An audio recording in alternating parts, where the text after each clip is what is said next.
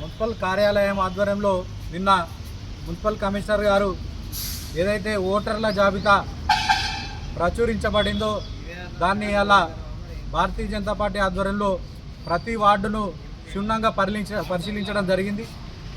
ఆ పరిశీలించిన సందర్భంలో ప్రతి వార్డులో చనిపోయిన 2025లో ఎవరైతే చనిపోయారో ఆ చనిపోయిన వాళ్ళు ఓట్లు ఇంకా అందులోనే ఉన్నాయి.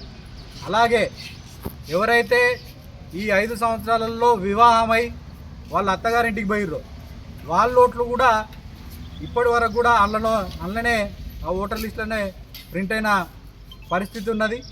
అలాగే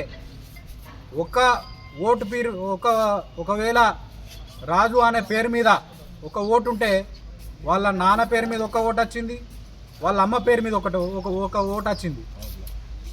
ఒకే వార్డులో 1000 ఓట్లకు పైన ఉన్నాయి, ఒక వార్డులో 800 ఓట్లు, 800 పైన ఓట్లు.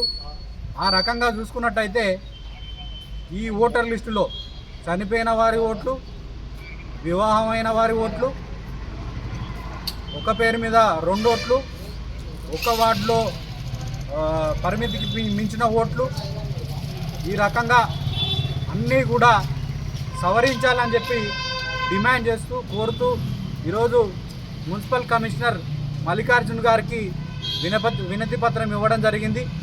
మరి ఈ సందర్భంగా వారికి విజ్ఞప్తి చేస్తూ ఉన్నాం. ఓటర్ లిస్టులో ఎవరైతే చనిపోయిన వ్యక్తులను ఆ ఓటర్ లిస్టు నుంచి తొలగించి కొత్త వ్యక్తులకు కూడా అవకాశం ఇవ్వాలని చెప్పేసి, ఎవరైతే 2 ఓట్లు ఉన్నాయో ఆ 2 ఓట్లను కూడా క్షుణ్ణంగా పరిశీలించి మరి తొలగించాలని చెప్పేసి ఈ సందర్భంగా మున్సిపల్ కమిషనర్ గారిని విజ్ఞప్తి చేస్తూ ఉన్నాం.